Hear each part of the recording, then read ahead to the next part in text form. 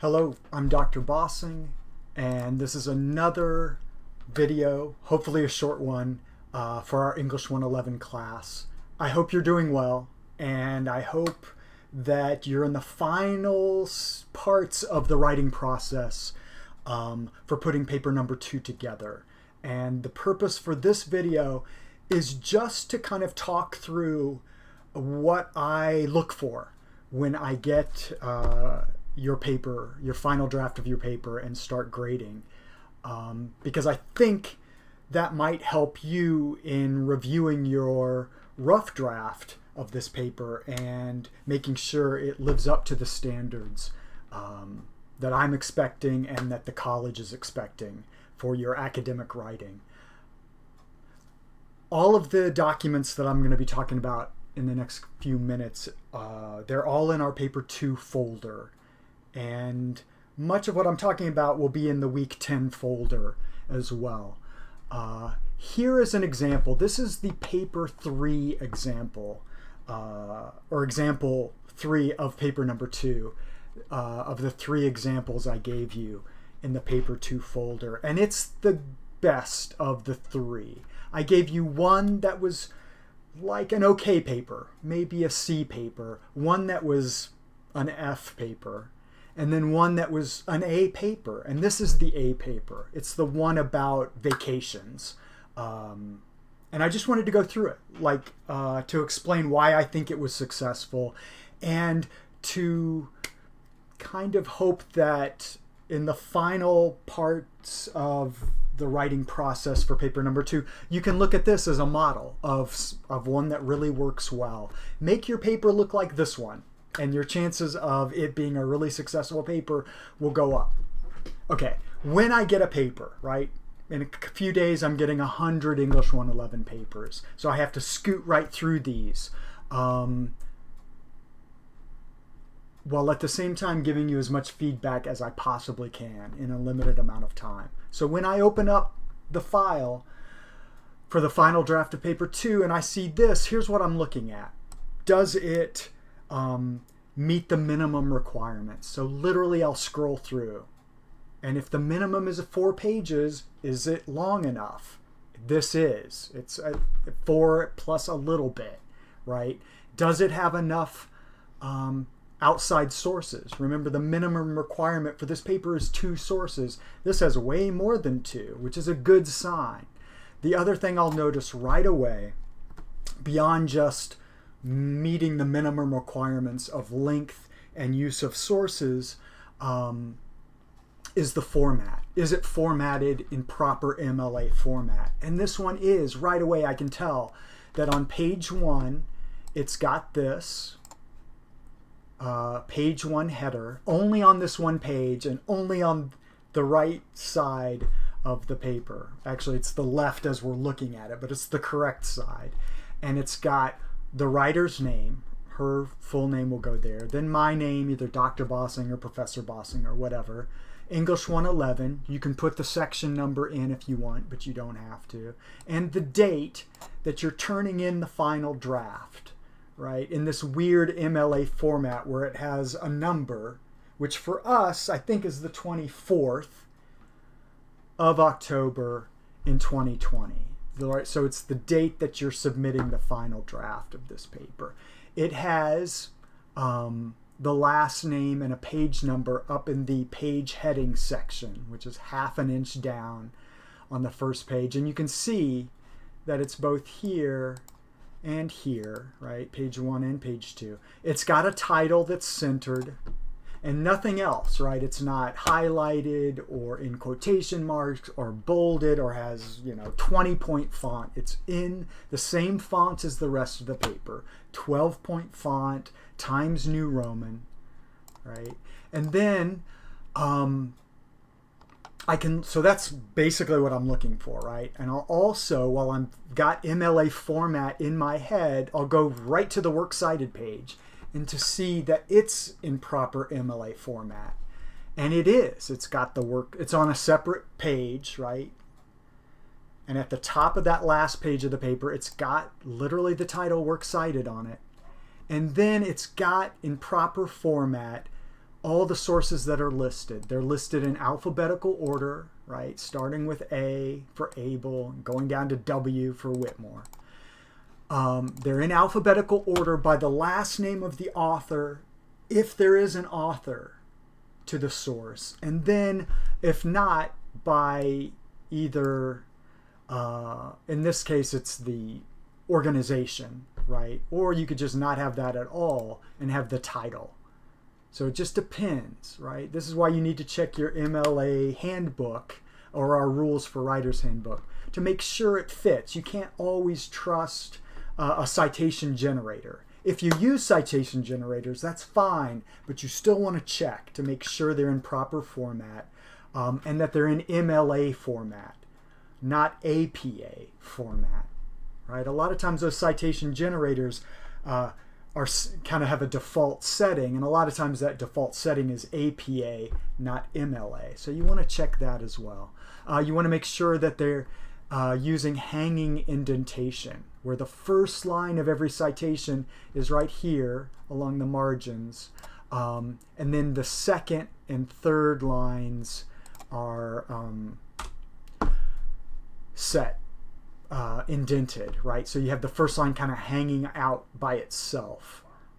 That's why it's called hanging indentation. Then simply I'm going to start going through looking for how each paragraph is put together, right? The introduction is establishing the general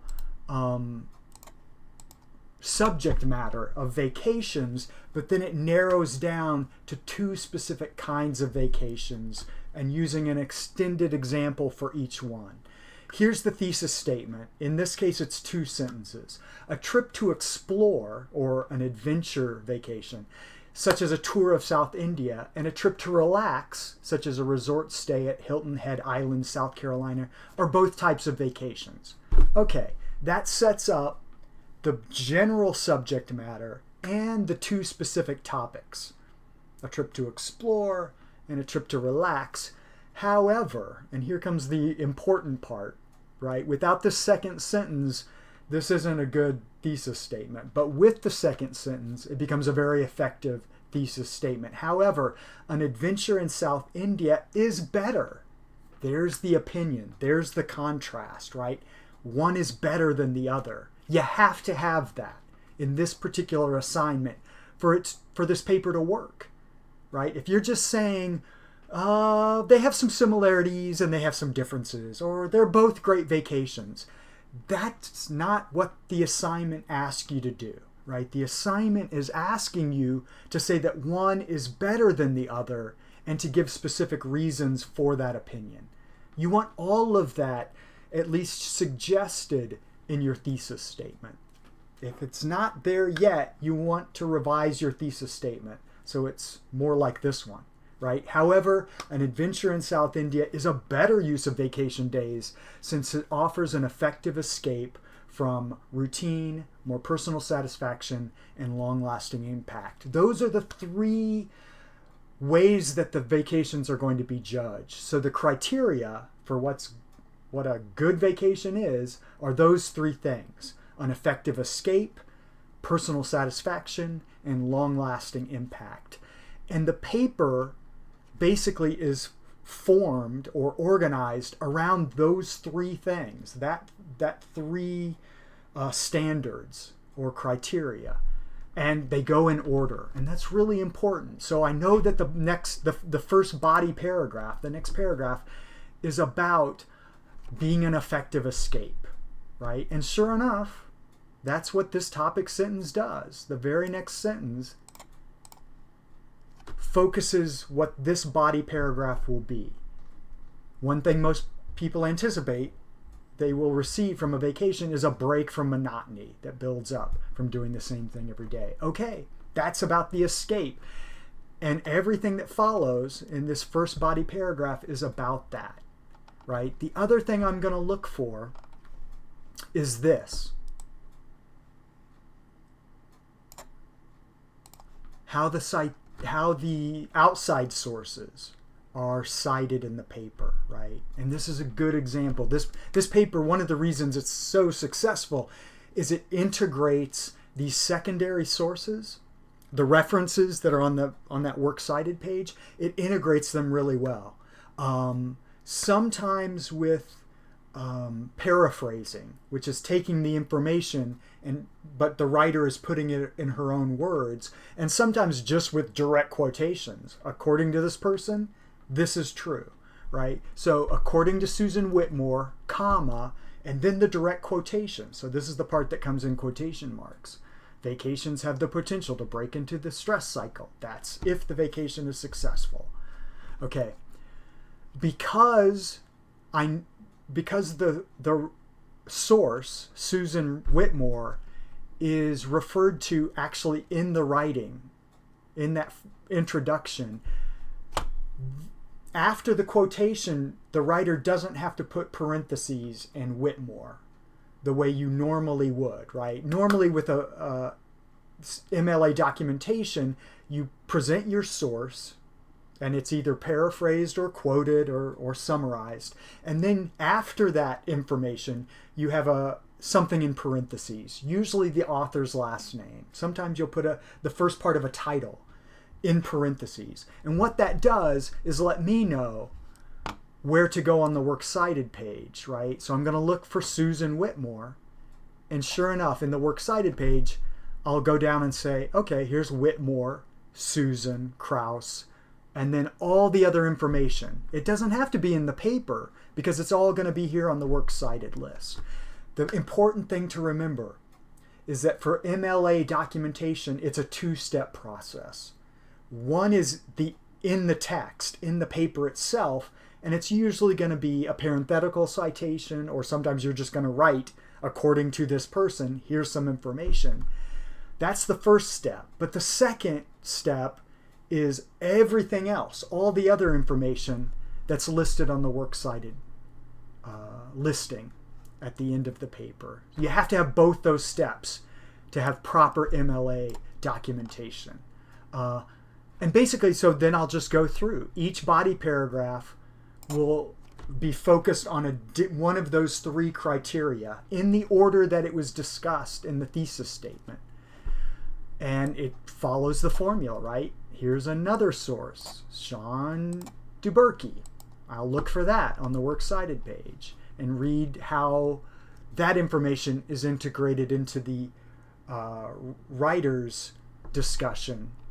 Same thing in the last one, the third point. Emily Holland has something to say, and I can look at that quotation and find it as well, right? There's Duberky, there's Emily Holland. So this is a 5-paragraph paper, right? It has an introduction, and it's got 3 body paragraphs that are long and healthy and full of details.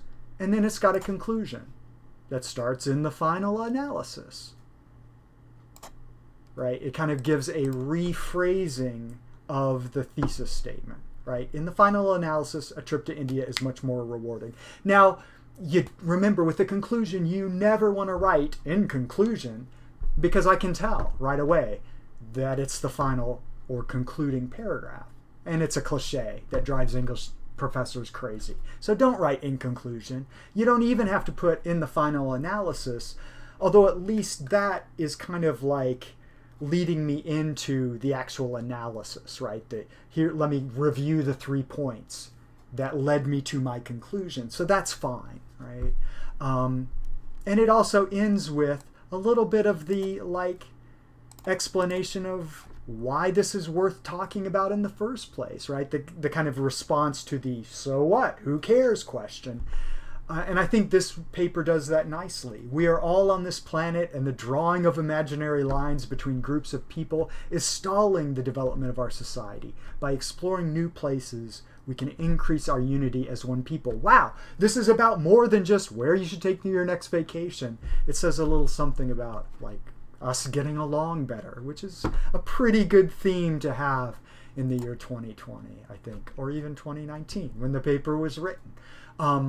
So, long story short, if you want to see what an A paper looks like for paper number 2, go to the paper 2 folder on Blackboard and open up the example number 3. You'll see this paper and make your paper look like this one. The other thing I wanted to show you really quickly is the self-review for paper 2. And this is essentially just a way for you to read through your rough draft on your own. And it's kind of almost a checklist, right? What I want you to do this time is to actually turn this in. However, which is like, oh no, more homework. Yes, more homework. Because basically I want you to show me that you read through this checklist and applied it to your paper. And this is all explained in the Week 10 folder. And basically, though, you don't have to really write anything here other than you could write yes next to phase 1 and phase 2 and phase 3, or you could just highlight it. But I want you to do that. Some evidence that you actually opened this document up and worked your way through it, this is fine. You could just highlight. Once you get through each phase or step of the process, you could just highlight it for me. Then save that, and you're literally just going to upload this onto Blackboard, and you get 10 points for doing it. The idea is that you can use this self-evaluation of your paper on your own, because it kind of walks you through what I'll be looking for when I'm grading it. So that's going to be useful. The other thing you might check out, this is all of this is in the paper 2 assignment folder, which is in our Week 10 folder. The other thing you might check out, again, is the grading rubric, right? I don't want you to be surprised by my evaluation of this paper, right? Because I know there's a little lag time between when you turn it in and when you get feedback and the grade from it. But this grading rubric is literally what I go by, right? And again, I talked about this earlier in an earlier video, but I use these criteria, right? These 7 aspects are what I look at, right? 10 points or 10% for the introduction, particularly the thesis. And the thesis is so critical for paper number 2, for the success of paper number 2. So that's why it's worth 10%. 15% for the organization of the body paragraphs and the development of the body paragraphs. Another 10% just for the conclusion of this. 10% for MLA format. Again, really important because you're integrating sources more this time. So it's important to have the in-text citations done right and the works cited page done right.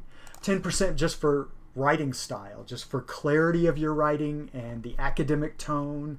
Try to stay away from first person and second person pronouns. Write this in a more kind of academic and formal style. And then the big 30% for grammar and punctuation and spelling. This is important. It's worth more than any other category because this is the biggest distinction between a successful academic essay and one that's less successful. Frankly, college professors are going to expect very few errors, very few distractions from the content of your paper. And I know that a lot of people got frustrated with paper number 1 because they lost a lot of points in this category.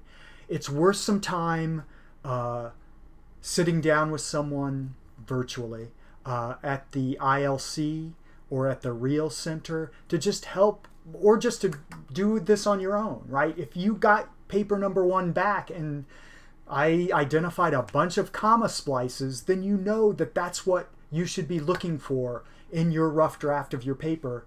Every time there's a comma, make sure that it's not splicing together 2 independent clauses, 2 sentences, one on either side, and that it's basically taking on the role of a period. It sounds like, what's the difference between a comma and period, right? Well, the difference is English professors are going to catch that every time, and a lot of them will take points off of every single time there's a major error, like a comma splice, or a sentence fragment, or a run-on or fuse sentence, or a misspelling. And I wish I could tell you that that's not the case, and that some professors just won't care, or some bosses won't care about you using standard written English in the proper manner. But I'm not going to lie to you. they do care, and they will take off points or think less of you as an employee or whatever. It's a part of craftsmanship, right? You want to take pride in your craft, and in this class, the craft is writing clearly and mostly error-free papers. And that's it. That's the gig that you signed up for, even if you didn't really willingly sign up for it. The more you can get that worked out in this class, where I can give you feedback on what's working and what can get improved on, the better. The more you can get that worked out now and next semester in whatever English class you might be taking, the better for future classes. Anyway, speaking of the future, in your future, I hope you spend some time proofreading and editing and going through your rough draft and making it the best possible final draft, so that you and I are both happy with the results of this paper. Good luck, work hard, be kind. I'll talk to you soon. Bye-bye.